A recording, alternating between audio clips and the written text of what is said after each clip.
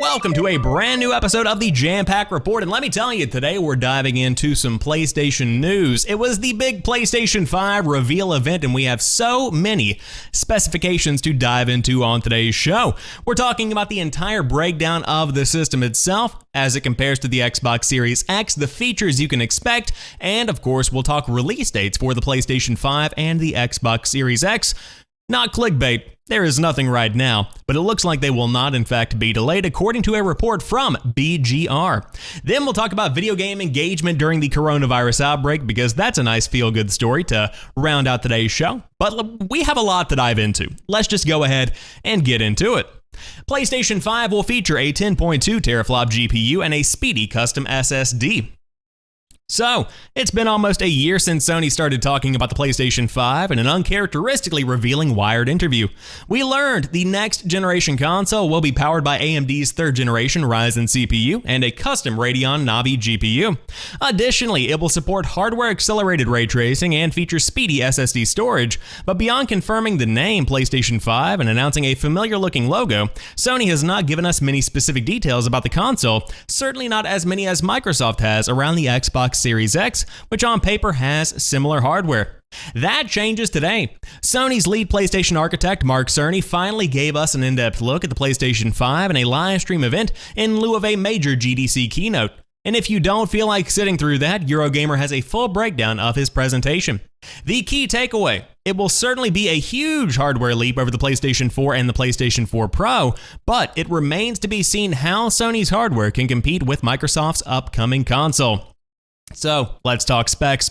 Cerny confirms that the PlayStation 5's graphics processor will feature 36 compute units and up to 10.28 teraflops worth of compute performance. That's a bit less than the Xbox Series X's 12 teraflop GPU, but realistically, you might not see many differences in performance. There are plenty of other system optimizations, like the company's focus on a custom 825GB SSD that will be a huge leap over the PlayStation 4. That SSD will push 5.5 gigabits per second compared to a mere 50 to 100 megabits per second, meaning it can fill the system's 16 gigabytes of GDDR6 RAM in 2 seconds.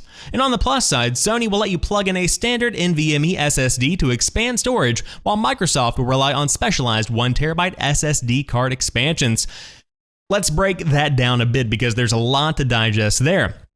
So first off, that number, teraflops. It might not matter as much as you would expect. We'll get into that in the next paragraph, but essentially, it's not going to be as big of a deal as you might expect. On top of that, the NVMe SSD compatibility, that is true, but Mark Cerny made it very clear you should not go out right now and buy an SSD for your PlayStation 5, because nothing that's out on the market right now that is available to the common consumer is going to be compatible with the PlayStation 5. It's just not going to be fast enough to compete with this custom-built SSD that the PlayStation 5 is going to be working with. However, by the time that holiday 2020 rolls around, more SSDs are going to be on the market that are going to be able to have the same speeds as that within the PlayStation 5. Now let's get back to those teraflops. Cerny was quick to point out that a teraflop number is a dangerous way to measure absolute levels of performance. A teraflop from the PlayStation 5 translates to much more gaming performance than a teraflop from the PlayStation 4, thanks to the console's more efficient architecture. Still, it is not exactly unfair to compare the PlayStation 5 to the Xbox Series X, since both systems will be based on AMD's CPUs and GPUs. So, I watched the entire press conference in full, and essentially Mark Cerny was very quick to point out that teraflops are not an accurate measurement of the capabilities of each individual console. And to some degree, yes, to some degree, no. And I think that the statement that PlayStation could make could also work for a statement from Xbox. Because if you look at the power of the PlayStation 4 Pro, it is vastly underpowered as compared to the top PCs on the market.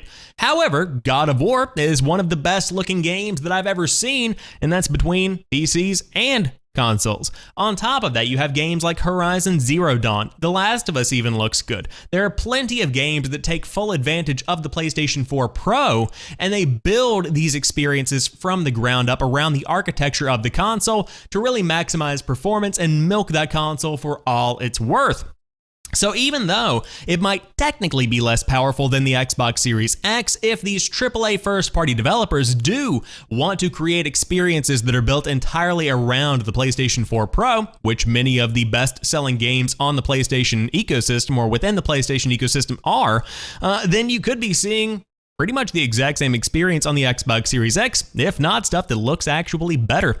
On top of that, Xbox could make the exact same statement. They have many AAA first-party titles that are going to be coming from in-house production studios within the Xbox Game Studios family. So you could be seeing something very similar there, where some of those internal games are going to be maximizing the power of the Xbox Series X, and that, my friends, is where things are going to get interesting, because then one really is more powerful than the other one.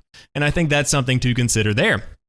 However, it's interesting to see how Sony and Microsoft devices take advantage of AMD's hardware.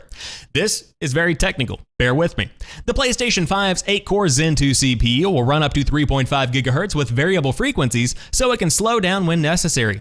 The Xbox Series X, meanwhile, will lock its Zen 2 processor at 3.8 GHz, and devs can also choose to run their games at 3.6 GHz with hyper-threading. Sony also chose to use 36 RDNA 2 compute units running it up to 2.3 GHz, which, with a variable frequency, while Microsoft stuffed its system with 52 compute units running at 1.825 GHz. Cerny argues that running fewer cores at a higher frequency rate is more beneficial than running more cores at a lower rate, which is what Microsoft is doing, since it will lead to a speedy bump across many GPU tasks. Sony definitely has the lead with its custom SSD with 5 gigabits per second of raw bandwidth and 8 to 9 gigabits per second of compressed throughput. The Xbox Series X's SSD will be limited to 2.4 gigabytes per second of raw data and 4.8 gigabits per second compressed. Again, while the numbers are significantly different, it is unclear how the performance will vary in real-world use. Microsoft also has a slightly higher GDDR6 memory bandwidth, 10 gigabits at 560 gigabits per second and 6 gigabits at 336 gigabits per second than Sony's 448 gigabits per second, which could make up for the slower storage. Cerny also spent plenty of time exploring how the PlayStation 5 will evolve audio quality. This is where I want you to tune back in. Take a brief pause if you're running on the treadmill. You need to kick it back up a notch, get that volume in there. The system's Tempest engine will be able to process 3D audio with a focus on presence and locality. You'll not only be able to hear a rainstorm, but also potentially feel like you're being engulfed in one. While Cerny says you won't need high-end gear to take advantage of the system, it will work with standard headphones and 2-channel speakers initially, the company is also exploring how it will work across TV speakers, surround sound systems, and sound bars. In the long term, you might even be able to map the shape of your ears, similar to how Sony's 360 reality audio technology works for a customized experience. While it is nice to finally attach some numbers to the PlayStation 5, Microsoft is still well ahead when it comes to next-gen console information. We still don't know about the PlayStation 5 and what it will look like, but meanwhile, Microsoft has already given YouTuber Austin Evans and Digital Foundry plenty of details around the Xbox Series X's case and cooling design. At the least, gamers can rest a bit easy. At this point, it looks like the PlayStation 5 and the Xbox Series X will offer a similar level of next-gen performance, and Sony's decision, to stick with a more efficient CPU and GPU design might allow it to price its system for significantly less. So, one thing I do want to point out is the 3D audio. That's going to be something that I think is going to be overlooked, but it could be a very big part of the next-gen plan for PlayStation, because essentially, if I'm gathering the information correctly, it takes what you already have with stereo, where you can hear on each side. You can kind of pinpoint where somebody is. If you're playing a game like Apex Legends or Modern Warfare, you will be able to hear footsteps on each individual side and kind of pinpoint the location.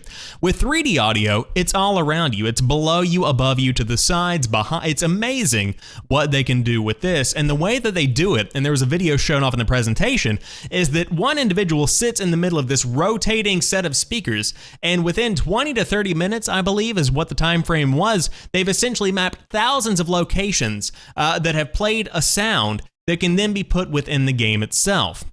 That's amazing, and I think that technology is going to be really useful for PlayStation VR if they do choose to continue pursuing that, which notably was completely absent from the PlayStation 5 event. Of course, they weren't talking about controllers, peripherals, headsets at all. This was all about the console itself. But as it stands right now, on paper, the PlayStation 5 is less powerful than the Xbox Series X. But again, it's all about how you use this computing power. It's all about how you use this graphical power. If developers can optimize, specifically those that are first-party studios, for each individual console, then they can really milk these pieces of hardware for all they're worth, and I think that's the situation we are going to see. This speedy custom SSD is going to be the main selling point for the PlayStation 5. No load times, faster texture loading. Essentially, it's going to be groundbreaking for what we are going to be seeing within the space. But I will also say that when it really comes down to it, this was a disappointing piece of news. This was a disappointing event because of the way that they hyped it up. Now, as somebody who is into the gaming industry, as somebody who can understand what they are talking about here and what Mark Cerny was discussing, this was a great event. I got a lot out of it. But from the perspective of your average Joe that just wants to play a game, this was roughly an hour of very boring technical talk, and ultimately that number, 10.2, is less than 12, so you're not too happy about the fact that your PlayStation 5 is going to be less powerful than the Xbox Series X, and at the end of the day, you still don't know what the thing actually looks like. So that's kind of where the majority of mainstream gamers are sitting tonight. And ultimately, I've seen a lot of fanboys fighting on Twitter. I've seen a ton of Xbox people confirming victory. I've seen a ton of PlayStation 5 people saying, oh, it's just a teraflop. It's just, don't worry about it. I understand both perspectives, and the one thing that I really want to drive home is that it's not about Xbox versus PlayStation. It's not about which console is better. It's about where you want to play.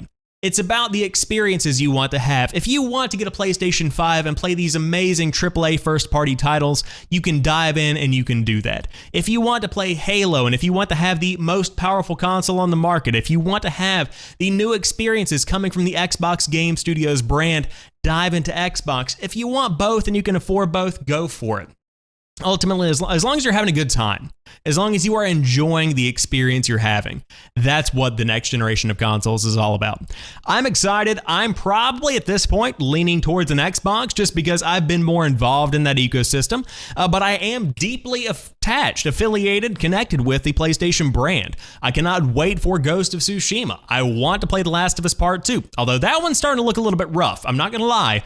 They've been putting out some gifts that have got me a little bit worried, but that's a topic for another day. I want to play all of these games that are coming out on the PlayStation 5. Hell, I'm even kind of excited about Godfall. But it might be the one that comes later down the line when more consoles, have more experience. When both the Xbox Series X and the PlayStation 5 have been out for a minute, both have exclusives, that's when I'll pull the trigger on the other one. And I'm lucky enough to be in that position where I can. But ultimately, it's up to you. But right now, we know more about the specifications of the PlayStation 5, including its backwards compatibility feature. This was a bit confusing and remains a bit confusing. The PlayStation 5 will play quote-unquote almost all of the top 100 PlayStation 4 games at launch. During today's Road to PlayStation 5 presentation, PS5 lead system architect Mark Cerny ran through a lot of technical details regarding Sony's upcoming hardware. Though the event seemed geared more towards developers than consumers, it did clarify some info about one of the topics gamers are passionate about: backwards compatibility. Cerny revealed that PlayStation 4 and PlayStation 4 Pro backwards compatibility is a native part of the PlayStation 5 chipset, and that it is not a scenario like the PlayStation 3's backwards compatibility, which essentially just included a copy of the PlayStation 2 in every console until the feature was removed in later iterations.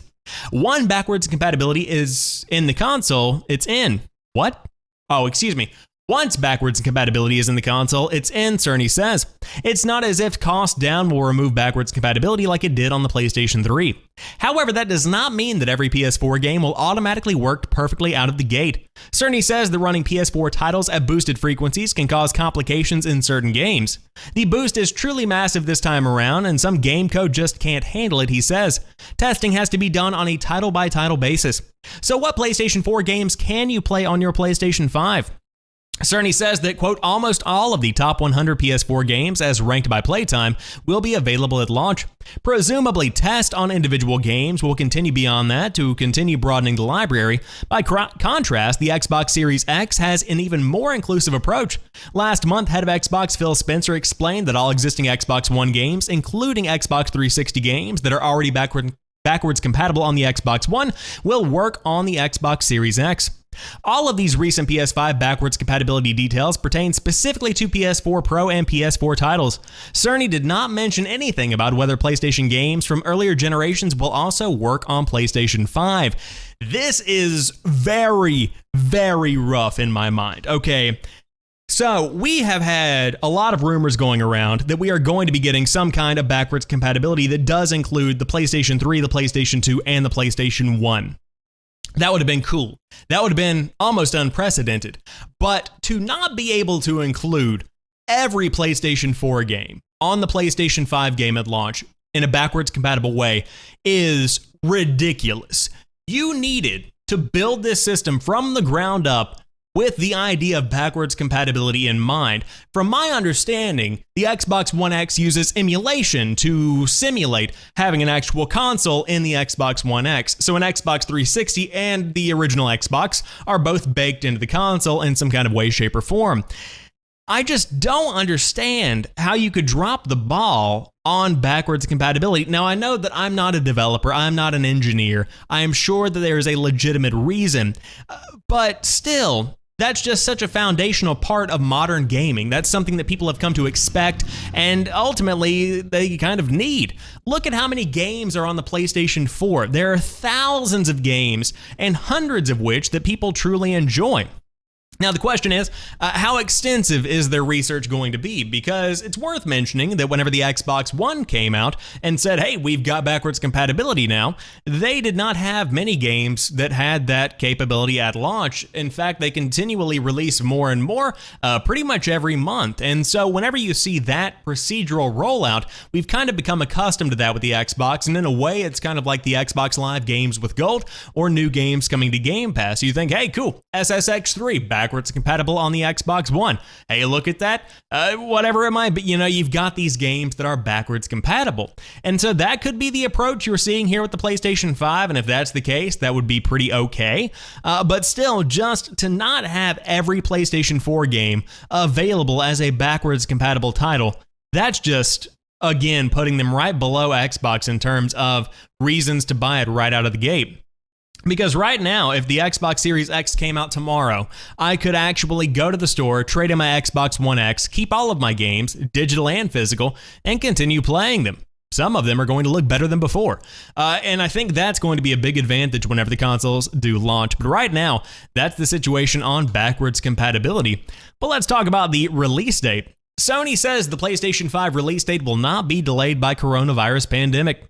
The world is in a state of crisis and there are countless concerns more pressing than the release dates of two video game consoles, but we all need something to fill our brains with other than the doom and gloom of the daily news.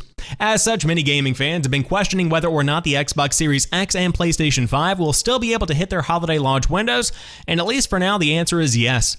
Microsoft reaffirmed its plans to launch the Xbox Series X this holiday season in a breakdown of technical specs and internal components on Monday, and those plans could always change in the weeks and months to come, but the plan is still to have the next-gen console out by the end of the year. As for Sony, we still have not heard much about the PlayStation 5, but we now have evidence the console is set to arrive in 2020. If you are a gamer, you've probably read reports in recent days from analysts who are convinced the coronavirus will cause the new consoles to be delayed. That might indeed end up being the case, but BAAS Amsterdam, the PR firm that represents Sony Interactive Entertainment, Benella, I don't know what that one is, told Let's Go Digital, which has been the source of many major PlayStation leaks, that the launch of the PlayStation 5 has not been delayed, quote, for the time being. Of course, as the publication notes, that the pandemic is still causing supply issues for components in the few months when production should be kicking into high gear, Sony may have no choice but to delay the launch. In the same story, Let's Go Digital revealed the Benami Spelcomputer Museum in Zwolle, a city in the Netherlands, is currently working on the PlayStation 5 Experience Zone. Gamers are looking forward to the arrival of the PlayStation 5, said the owner John Groenewald. Our museum will receive the PlayStation 5 as one of the first in the Netherlands. We are already preparing for this so that visitors can experience the differences between PS4 and PS5 for themselves. Obviously, we do have something nice in store for the Xbox enthusiast. More about that later. Sony will finally share more details about the PlayStation 5 in a deep dive. We just talked about that in full, but it looks like as of right now, the release dates are still on point for the PlayStation 5 and the Xbox Series X. I'm still holding my breath. I don't think that's going to happen. I think that truly you are going to be seeing some kind of delay into early 2021 because right now the coronavirus is wreaking havoc on not only society but also specifically production because so many warehouses are being shut down. I just read that Amazon is closing their warehouses to everything but necessary household items. That's when you begin to have an issue because you don't have storage room for the PlayStations, the Xboxes, the video games, all that good stuff. That's when things get a little bit weird. So things are getting weird, as we all see. I'm working from home. I've been in this apartment for over 24 hours. I'm dying on the inside. No, but PlayStation 5 still not delayed, and of course Xbox Series X still on set release for Xbox Holiday 2020. I'm just spewing words at this point. However, guess what? It looks like a lot of people are playing video games in the midst of the coronavirus lockdown. Much of the world has been told to stay at home during these extremely uncertain times, and for many, video games are a welcome temporary retreat from the worries of the current climate. I also said escape from the world as well. Their ability to take your mind off of things, at least for a little bit, has never been more true than right now, as Verizon claims that video game playing and engagement is up 75% amongst the presence of coronavirus. To keep themselves entertained, families in the US are turning to the likes of the PlayStation 4 in their numbers. Posted by Hollywood Reporter, the playing of video games has risen by 75% during peak hours in the US. That's an increase which more than triples the rising demand for video streaming services and general web traffic.